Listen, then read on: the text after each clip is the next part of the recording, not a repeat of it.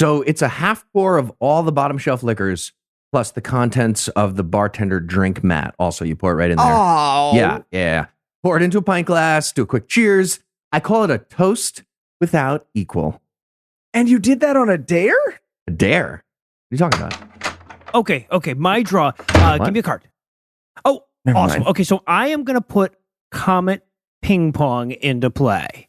Damn it, how long were you holding that? As I've had it for the last 3 turns. Okay, Oh, so I shut collect up. 6 adrenochrome. 6 adrenochrome? Yeah, well, because I have 4 underground human trafficking tunnels, and I played Spirit Cooking last turn. Jesus, man. Yeah, so Hillary Clinton taps, and then she eats the face off of these 3. Guys, what's going on? We're just playing the QAnon board game. Yeah, just a QAnon board game. Why are you guys playing a QAnon board game? Today's essay is about the assassination of RFK. QAnon has nothing to do with that. Why are you guys just staring at me? QAnon came out like a half century after RFK. They're not related. QAnon's a crazy conspiracy theory. None of it is true. Okay, do you hear it now that you've said it out loud? Okay. I heard it. Don't squint at me, Cecil. Don't squint. I'm being patronizing. I know what you're doing.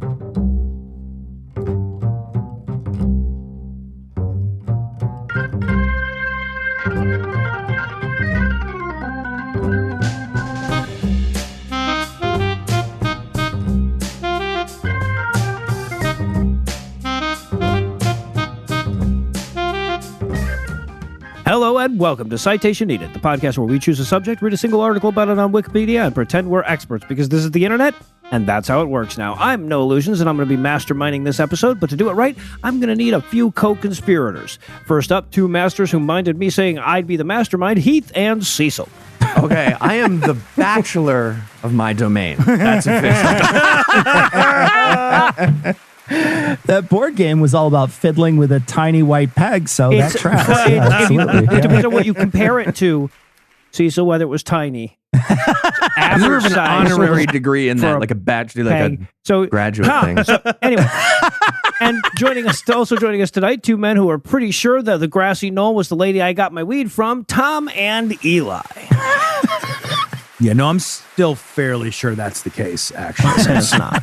Yeah. And don't be silly, Noah. Everyone knows you buy cocaine from George Bush Sr., not weed. Because he's the one who shot JFK. Definitely from George Jr. All right, so before we get going tonight, I wanted to remind... Yeah, it's crack cocaine from George Sr., but before we got going, I wanted to remind our listeners how much more money we could make if we embrace conspiratorial bullshit. If you'd like to keep us from heading down that road and you respond well to blackmail, be sure to stick around to the end of the show. And with that out of the way, tell us, Heath, what person, place, thing, concept, phenomenon, or event will we be talking about today? We're going to be talking about the assassination of Bobby Kennedy. All right, so who was the assassination of Bobby Kennedy? Interesting. Noah, what was the assassination of Bobby Kennedy? It was interesting is the answer to that question. So, okay. Everyone knows about the assassination of Bobby's older brother, John F. Kennedy. And I'm planning a 28-part series about each of the 28 different assassins for that. Vito. Each acted alone and together somehow. But today, we're going to talk about this other giant conspiracy kind of flew under the radar. It's a tragic moment that had a major effect on American political history. But just like everything Bobby Kennedy did, it was overshadowed by Big Brother John doing it bigger and better. And that's not fair. So we're going to talk about Bobby today. And here's what they want you to believe. According to the lamestream history, just after midnight on June 5th, 1968, at the Ambassador Hotel in Los Angeles, Bobby Kennedy was shot by a lone gunman and died about 26 hours later. That's it. Stop asking questions. End of story. Yeah, I'm already suspicious. Why would an ambassador need a hotel? Right? Right? And he gets killed. A guy dies in a city that's already called The Angels. Give me a fucking break. Yes. Thank you, Noah. He's asking questions. So, just for the record, I'm going to talk from my gut today. Some of the panel, they're going to jump in. They're going to try to cloud the issue with facts and stuff. But just remember, at least one of us is speaking his truth from the heart. Guts, heart, America. So, we are making stuff up for the troops. Yeah, exactly. Thank you, Eli. So Bobby Kennedy was an American hero. Well, okay. at least as much as a super rich white guy born in 1925 could be an American hero. Okay, I mean, every history book that I've ever read in the 80s tells me that's all the heroes, Heath. Yeah, actually. Yeah. That's all of them in those books. Yep. So after serving in the Navy during World War II, he got a political science degree at Harvard and a law degree at the University of Virginia. And he first entered the national spotlight as the campaign manager for JFK's election to the Senate in 1952. Then he became an attorney for the U.S. Senate, working with Joe McCarthy on witch hunting communists. So get a quick time out on the American hero thing. But he turned out to be an outspoken critic of McCarthy pretty quickly, and he resigned from the position in 1953. The following year, he took over as chief counsel for the Senate Democrats, which included a probe into McCarthy's abuse of power. At one point, McCarthy's lawyer, Roy Cohn, had to be physically restrained during a hearing after having a meltdown and challenging Bobby Kennedy to a fist fight. Come on. You know, Roy definitely waited until there were people between him and Kennedy before having this meltdown. Like, I'll be back. I'll be back. Yeah, I'm he just coming wanted at an you. excuse to roll around on the ground with him. Okay, so RFK Roy Cohn was continued a self-hating working for the gay Sen- man who died of AIDS, okay. everyone. Okay. I'm glad he died of AIDS. That's how I wanted him to die. It's fun for me. So RFK, moving right past that, he continued working for the Senate through the late 50s, during which time he was part of a major investigation into corruption by Jimmy Hoffa and the Teamsters Union. This angered a whole bunch of dangerous people. Then he helped JFK campaign for president in 1960 and win. Of course, this angered a whole bunch of dangerous people. And the same year, Bobby spoke to the governor of Georgia to help secure the release of Martin Luther King Jr. from jail in Atlanta. This angered a whole bunch of idiots, some of whom are very dangerous people. And once JFK took office, Bobby became Attorney General. And just in case Bobby didn't have enough people actively trying to murder him, he went after Jimmy Hoffa some more, fought for civil rights, got into a feud with J. Edgar Hoover, and went after the mafia.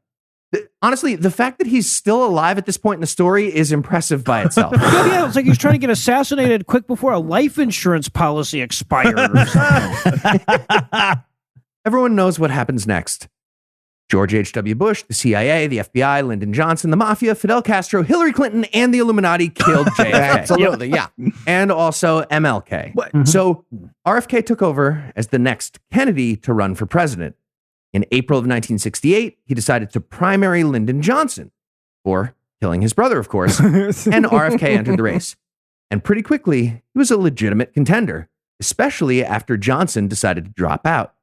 Going into the California primary, RFK was in second place in the delegate count behind Hubert Humphrey for the Democratic nomination. And then he won California on June 4th, building the momentum. And despite Humphrey's edge in delegates at that point, many speculated that Kennedy could just very easily, Irish his way into winning the nomination at the upcoming convention in Chicago. You can just Irish stuff like that. At 12:10 a.m. on June 5th, RFK addressed his supporters at the Ambassador Hotel. And following the speech, he started to walk out and head to the after party. But his bodyguard, William Barry, a former agent of the FBI. Interesting. Yes, thank you. Allegedly. Not allegedly, actually former agent. And it is fucking interesting. Thank you, Eli. William Barry, the former FBI bodyguard, told him there was a new plan to have a press conference first. And Barry started clearing the way for Kennedy to walk through a different corridor to the press area. But Kennedy got hemmed in by the crowd, probably just like Barry was planning. Probably. So Kennedy followed the hotel manager, Carl Euchre, through a back exit. And Euchre held Kennedy's wrist, also known as wrist control, at this moment. Interesting. Exactly. Me too, Thank you. Tom. Well, I wanted to try one. You did great, Tom. didn't do You it did great. right. It is fucking interesting. No, he didn't. So Euchre No. did wrist control throughout this movement. Very interesting. Interesting Allegedly. fucking wrist control. Just holding hands. As they walked down the kitchen corridor, only letting Kennedy's wrist go so he could shake hands with people from time to time. And just as Kennedy turned left to shake hands with busboy Juan Romero, a guy named Sirhan, allegedly, and later confirmed by trial, jumped down from a tray stacker. He was just hiding in plain sight like a normal person standing on a tray stacker with a gun. What is a tray stacker? It's ridiculous. You stack trays, I'm guessing. So he jumped down, totally normal, hiding on top of the tray stacker in plain sight. He jumped down and fired multiple times with an 8-shot, 22 caliber Ivor Johnson revolver. What? Named after Lyndon Johnson? Who knows? I do. Same name. No, it wasn't. It wasn't named after him. Regardless, you're trying to confuse us with facts, No. Cecil. Regardless, a whole bunch of other people were there too. And whatever happened, Bobby Kennedy ended up getting shot 3 times by someone or someone's, and he fell to the ground. Yeah, no, it might have been the crazy dude leaping off the fucking furniture, firing a gun, but it could have been anybody, really. Yeah, See? I mean, anybody. Reasonable Exactly. doubt, Anybody. Noah. We don't want to jump to conclusions just because we saw it happen. Did anyone check the scene for false flags? It could have been false flags. Right? You know what? Right? I Round. didn't even look into that, Tom. Did anybody else have Great this point. vision of like Heath's date trying to hold his hand and going like, stop with the wrist control, okay? Stop. Krav Maga. So let's meet Bobby Kennedy's Secret Service detail. And we're done. He didn't have one. We're done. They didn't guard presidential candidates until right after the assassination Until of one was RFK. assassinated. Yeah. I think that qualifies you for Alanis Morissette. If that happens. Exactly. Well, yeah, You wanna because know. that's the reason they did it, right? So, It's like a fly in your Chardonnay, guys. Come on. Oh, I thought it was because he would go down on you in a theory. So RFK's security consisted of 3 guys, no Secret Service, just 3 guys. He had William Barry, the former FBI agent. He had Rosie Greer, a retired NFL player. Uninteresting. Yeah, that one's kind of uninteresting. And he had Rafer Johnson, an Olympic decathlon gold medalist. Related to Lyndon Johnson was Rafer Johnson? Who knows? Hard to I say. do. And again, no, It he could- wasn't. We don't, no. Cecil, I don't think you know.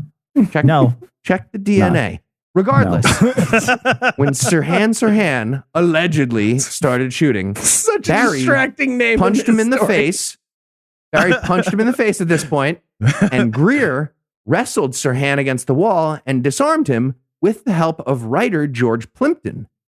Nothing about that Johnson guy helping. Maybe he did, maybe he didn't. Who knows? Johnson, Lyndon, Rafer. Johnson, same name. But several more gunshots went off in all directions, and 5 other people were hit.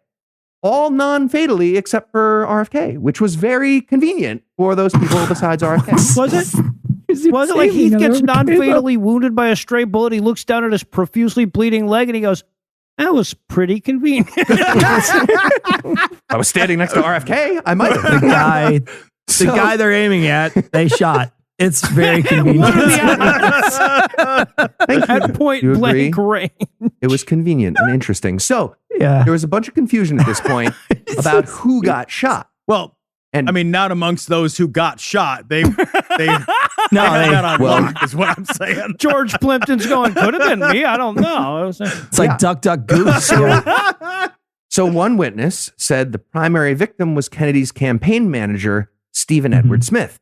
But that was quickly cleared up by Smith not having any gunshot wounds and Kennedy having 3. Also worth noting, and this is very important for later, Yeah, no, yeah. another witness said that a woman in a polka dot dress yelled out, we killed him, and then ran away. Kennedy was rushed to Central Receiving Hospital, already unconscious by the time he arrived. He got emergency treatment to keep his heart beating, and then they transferred him to the Hospital of the Good Samaritan for surgery to remove the bullets, including one that entered behind his right ear and sent bone fragments into his brain. The doctors worked for the next 24 hours, but ultimately could not save his life. Dr. Frank Minkiewicz, Juiced arresting. What? That's not.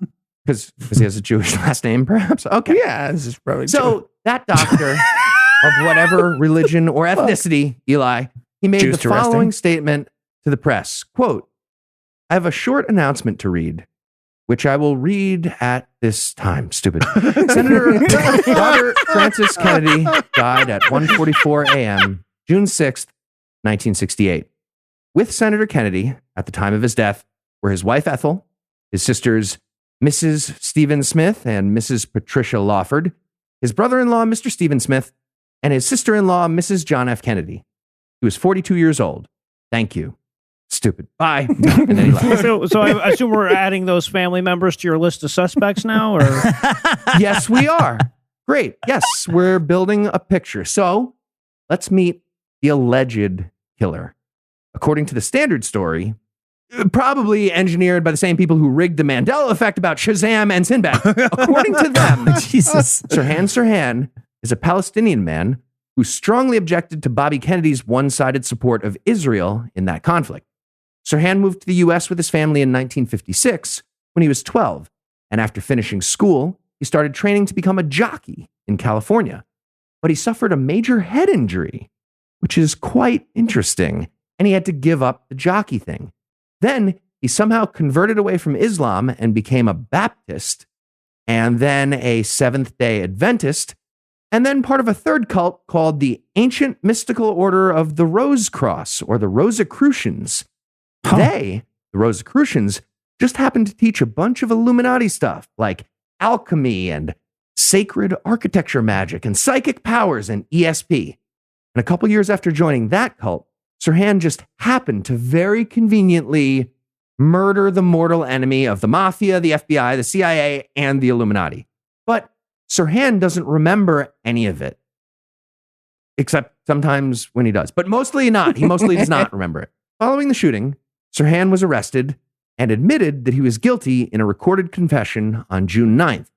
But when the trial started, the judge refused to accept the confession, which is very interesting, and he would not let Sirhan plead guilty.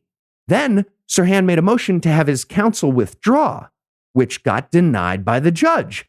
Then the lawyers made a motion to withdraw of their own volition, also denied by the judge. And then that very same judge ordered to have the record sealed regarding all that stuff I just said. Very interesting. So the trial proceeded, and the prosecution presented impossibly good evidence. It was ridiculous. Sirhan was seen visiting the hotel a few days ahead.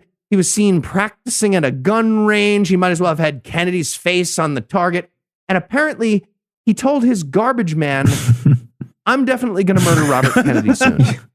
Just way too good with the evidence. That's nonsense. None of that could possibly all be true. Okay, sorry, Heath. I believe you were implying that Sirhan was too guilty. Yeah, way too guilty. Ridiculous. Unbelievably. What are the odds they'd have so much evidence guilty. in a murder that took place in front of a huge crowd of people? Just impossible. Too much evidence. Exactly. You can't. That doesn't even make sense. So the defense went for the insanity angle. They started by showing a notebook that Sirhan kept that explained in way too much detail, I'm definitely going to murder RFK. Kind of weird that I'm writing this down. Maybe I'll tell my garbage man for fun. That's a fun thing to do. Whatever. If you're reading this, I'm definitely guilty. If you find this later, I'm a guilty person. I killed RFK.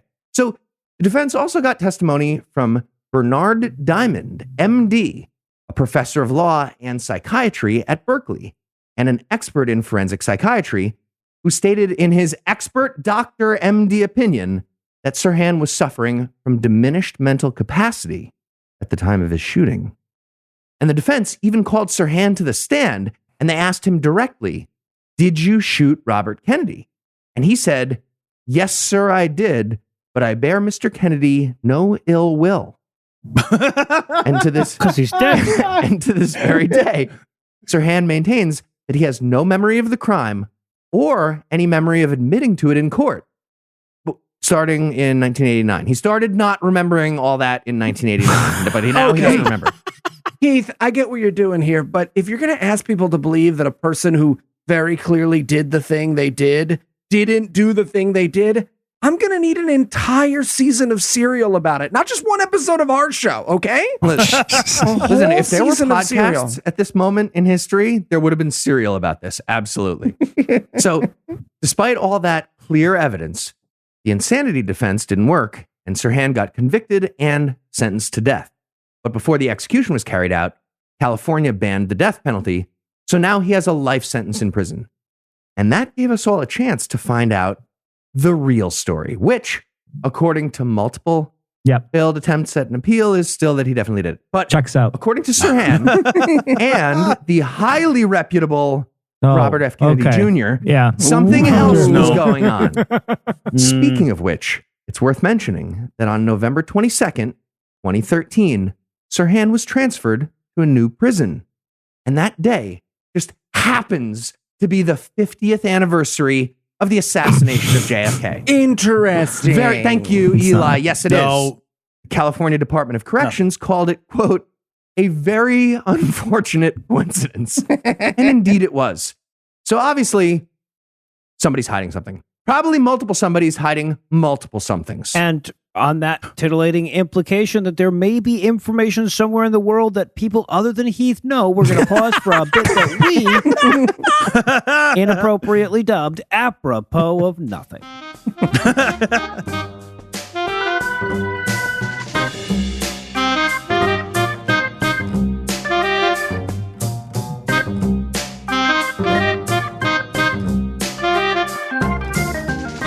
Gentlemen, I call together this meeting of the evil people who control everything except for the millions of stupid people who are aware of all of our plans based on minion memes to order.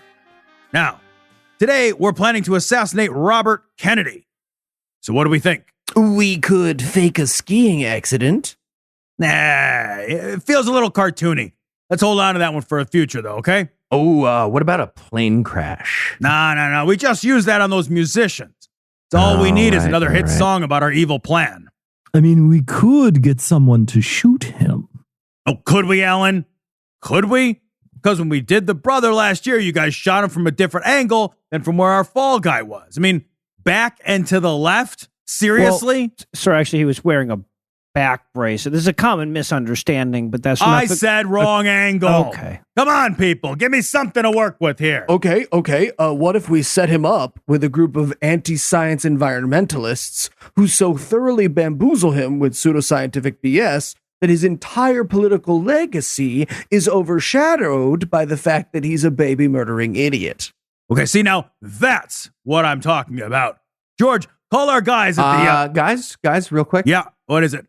Yeah, crazy guy jumped off a shelf and shot him like just now. Oh, you What? are kidding me. What? No, not kidding. Yeah, just saw it on the news just now. Shit. Oh, this is the moon landing all over again. Ugh. Let's save that last thing for his kid, though. That was good. You got it, boss. Weird decade. So weird. Weird stuff.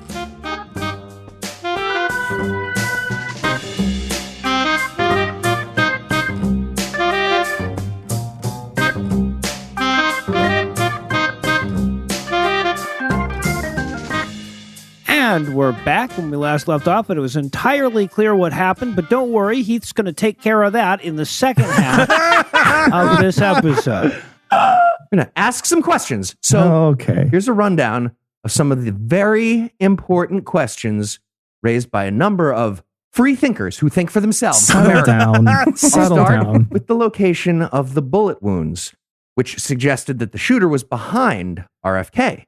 But witnesses claim that Sirhan was facing west and Kennedy was walking east. So the shots should have come from in front of Kennedy. But then pretty much all the other witnesses reminded us that Kennedy turned to shake hands. Huh. So Or that away was, from the firing gun. that was nothing. Yeah, he might have turned. There's a Yeah. lot of reasons Sure. to turn. You don't just walk. Some guy east. jumps Never off ever turn off from a east. thing by you. Yep. You might So turn. yeah, okay, that was nothing. I'm admitting Yeah. that was nothing. Okay. And then in 1975, the Los Angeles Board of Supervisors hired a special investigator to look into this. Ooh. And he concluded Mhm. that, yeah, that was obviously dumb. He turned. It was He turned. Yeah. really dumb to hire me. That being said, as Still recently paying me, as 2008, eyewitness and highly acclaimed journalist John Pilger Allegedly. said there had to be a second gunman. Yeah. Had to be. Yeah, and you can tell he's highly acclaimed because when you Google his name, it autofills with COVID denial tweet. Oh, Jesus Christ. Huh. Don't add things that aren't helpful. So another highly suspect detail was the bullet count. Sirhan's gun had 8 rounds and all of them were fired.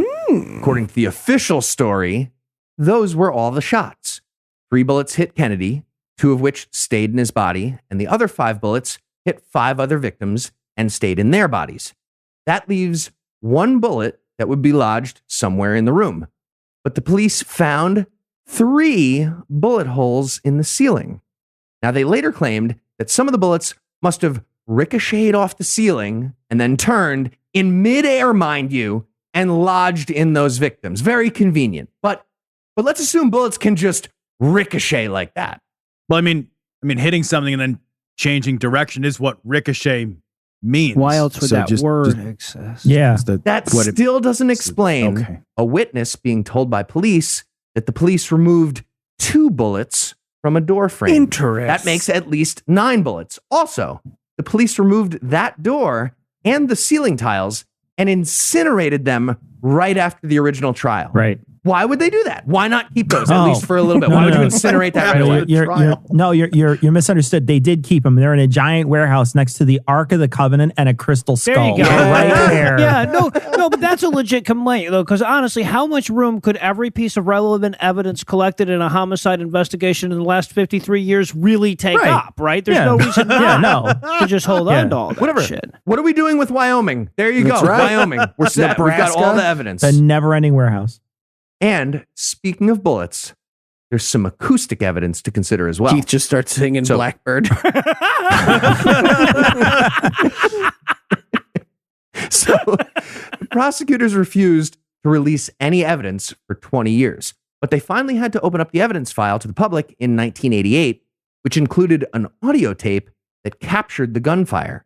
That tape was first reported on by a CNN journalist named Brad Johnson. Ooh. Related to Lyndon? Who knows? I'm Johnson, not though. even gonna bother. Just keep going. Either way, Brad Johnson, perhaps related to Lyndon. Either way, an expert audio engineer named Philip von Prague analyzed the tape in 2005 and concluded that approximately 13 shots were fired. He didn't say he was 100% certain about 13, but definitely more than 8. 100% certain it was more than 8. He also found that 2 different guns were fired. They were fired in different directions, and that some of the shots were too close together to be fired from the same gun. Okay, but let's look at these qualifications, right? Like, I mean, Eli is technically an expert audio engineer. That's like his job. And I'm also bad at counting. Coincidence? Yeah, I mean, the audio engineer heard some number of shots. Like, did they need a counting expert also to get in on the mix? Just a 1, a 2. It's just a horse just stepping. Just See, none of this was brought up for any of these trials. You guys make great points. Love Sarah Jessica Parker. One other detail on the acoustics. Okay, I don't like it, but I guess I should also mention that some other audio guy checked the tape and said it was 8. Yeah, Some of the sure. witnesses Yeah. said 8. Whatever, moving Yeah, on. no, yeah. Next up, we have the forensic analysis of the bullets themselves. Science. In science, yes, it is. In 1975, a Los Angeles judge put together a panel of 7 experts to check the ballistic evidence. They found that all 3 bullets that hit Kennedy were from the same gun, but they were not a match to Sirhan's revolver. And they called for a further It's investigation, also bullshit science. which never happened. Also, according to a police document that eventually got released, the bullets that hit Kennedy were not from the same gun as the bullets that hit one of the other victims, and that the Kennedy bullets were not from Sirhan's revolver. They were freelance bullets. Yeah. Interesting. Heath, did the investigation also mention that forensics ballistic matching is complete nonsense, or were those investigators maybe attacked by flying squirrels or whatever your ongoing theory is? Right. Science. Right. Remember, Eli said science. Yeah, Science. you say it out Science. loud. Yeah. Can't just yell science Expert. at things. I'm going to say You have to expert again. investigate everything we ask you to. You have to. Or it's a You're a cover-up. cop. And that brings us to the big question. Who was the second gunman? There wasn't one. Lots of free-thinking patriots, America Memorial Day, back to blue. They feel like it might be Thane Eugene Caesar. Related to Julius? So- Who knows? Exactly. Yeah. Weird murder involving him too. Allegedly. At 2 Interesting. Murders At 2 Caesar. Expert. Science. So Thane Caesar was hired by the hotel to give extra protection to Kennedy. But it turns out security wasn't Caesar's full-time job.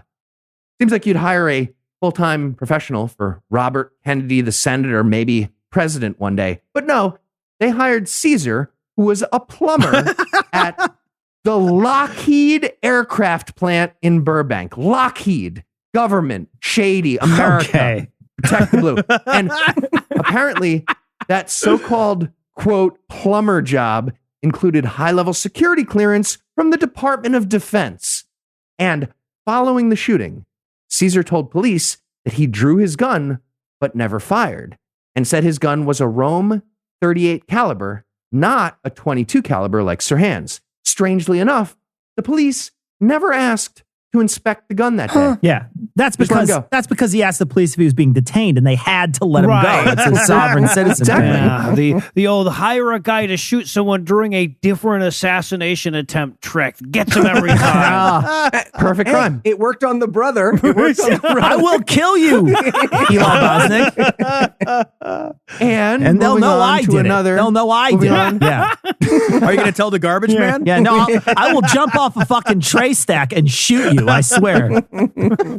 And moving on to another wild coincidence. Okay. It turns out Caesar did also own a 22, but Huh. never had Very to show it to the police common until caliber 3 gun weeks to after own. the shooting. Those guns are very rare. Yeah, they are. super rare. Super So rare. he showed it to them 3 weeks later, and then the LAPD did a follow-up interview with Caesar a few years later. Best time to do And he a follow-up. claimed, Yeah. Right. When it's fresh. Years. Yeah, a few years. and he Gotta let it claimed sit. 3 years later that his 22, it's not even relevant because he sold that gun before the assassination to a guy named Jim Yoder. So the police tracked down Jim Yoder. Buy and your Yoder gun, I still will. had the receipt for the 22, including the signature of Thane Caesar, dated September 6, 1968, 3 months after the shooting. What? So Caesar clearly owned a 22 at the time of the shooting and lied about it. Wow, so a guy forgot something years later, and Sirhan wasn't the only American who owned a gun at the time. Okay, this is starting to get suspicious. Yeah, This is all, It's all coming just together. stacking up. Yeah. You get a free Stacking up. 22 with soup at some places. And that brings us back to the woman in the polka dot dress. According to eyewitness Oh, Sandra Jesus Christ. Serrano, she saw the woman at the hotel with 2 men, one of whom was Sirhan. Then, right after the gunshots, Serrano saw the polka dot lady and that other guy running away from the scene, yelling, "We shot him! We shot him!" Did they have pom That poms? Were they like, That being Give me a said, D, some give me an O, nerd give me an A. give me an R, give me an F, give me a K? So, all that being said, some nerd at the LAPD did a sound test and concluded that the gunshots would not have been audible from Serrano's location. And Serrano later admitted during questioning that she made up the story. Oh, But then she said it was because she got worn down during the questioning and got coerced into a false So retraction. she lied about That's a- lying about having lied. But that being said, other witnesses confirmed that they saw a polka dot lady at various times, including in the kitchen area where the shooting happened. Oh. And in 1974, LAPD officer Paul Shiraga, who responded to the shooting, told a journalist that an elderly couple told him about polka dot lady and another guy running away from the scene, and they were smiling and yelling, "We shot him. We killed Kennedy. We shot him. We killed him." Officer Shiraga also added that he filed a report about that, but it very conveniently disappeared with absolutely no follow-up. yeah. Well, I mean, it's an unwritten CSI Miami rule that masterminds have to shout out that they were successful when fleeing a scene. That's just Right. how it works. Right, no, it's under the same basic heading as like how the Illuminati have to leave clues in their company logos. Yeah, that's Absolutely. another- Yeah, for sure. I just like that this political conspiracy to murder a presidential candidate also included a couple of beat cops and the filing department at the LAPD. Yep. Hey, Frank, you got a kid in college, right? All right, we're peeling the onion. We're Uh-huh. asking questions. America, freedom, rescue dog, Budweiser horse. Of course, that means the CIA also did it. We learned about okay. this in 2006 from Shane O'Sullivan's documentary, RFK Must Die. Interesting. Not Exactly. interesting. Shane O'Sullivan uncovered a video showing 3 men at the hotel right before and right after the shooting that he positively identified as CIA operatives David Morales, Gordon Campbell, and George Joanidis. But then some nerds pointed out that Gordon Campbell actually died in 1962, 6 years before Right. the incident. It's In tough. response, O'Sullivan defended his documentary and explained that the guy was clearly using Gordon Campbell as an alias. And O'Sullivan took his video to the LAPD to verify it. But they told him the guys he was claiming were CIA operatives were actually salesmen for the Boulevard Watch Company, and they were attending the company convention that was happening at the hotel at the time. To which Sullivan responded, he had an answer. We all know the Boulevard Watch Company is a well-known CIA cover. Absolutely. Related perhaps to Maria Butina. Both start with BU. Boston University. Harvard. You got this, Eli. Head Get there. cruise. Nice. Coincidence? I you were done. think not. Crushed it. Yeah. Are you sure Okay, a you little mean bit you more. don't mean I don't think at the end there? I don't. I not. A watch convention makes sense Yep. since that day was clearly a time to kill. Exactly. Thank you, Tom. Yeah, so Second clearly the chance at CIA Kennedy. also did it. Clearly the CIA was also Cecil. at fault here. They did it. But you're probably wondering, how did the CIA get Sirhan Sirhan to help him out? I'm not Great wondering question. that. The answer is hypnosis and brainwashing. Oh, okay. Classic Manchurian candidate stuff. We know they do that. Ramen Okay. noodles. So, according to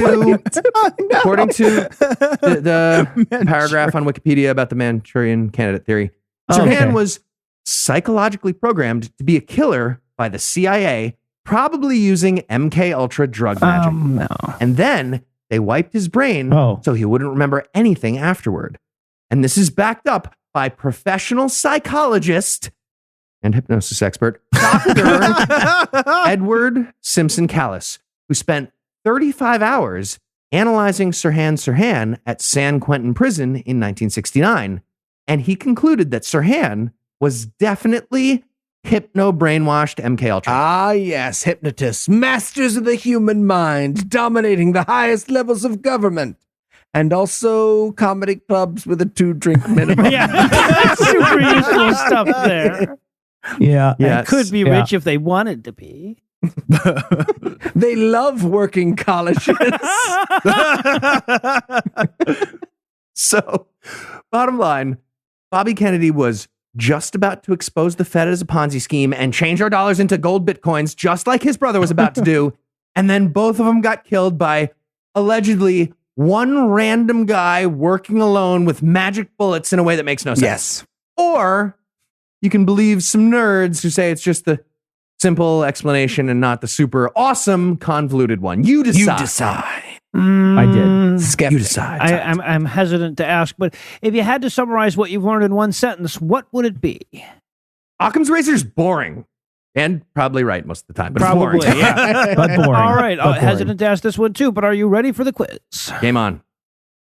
All right, Heath, I'm working on a movie about the RFK assassination. What should I call it?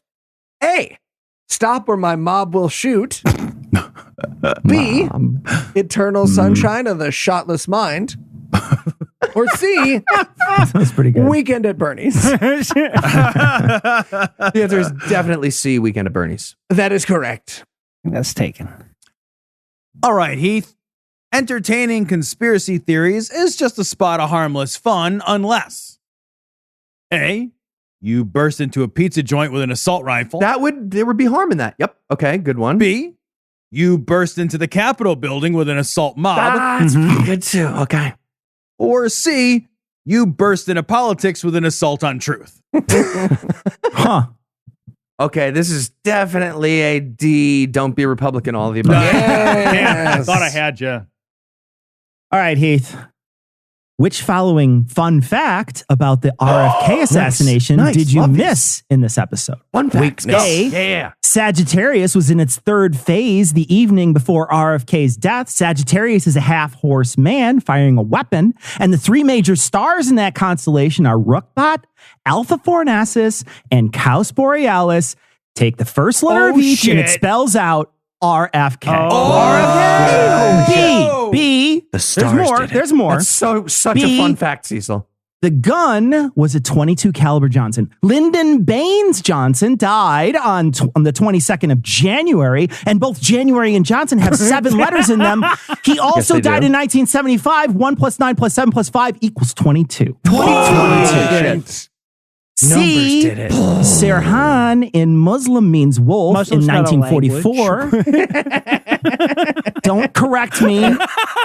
Thank you very much. Racist.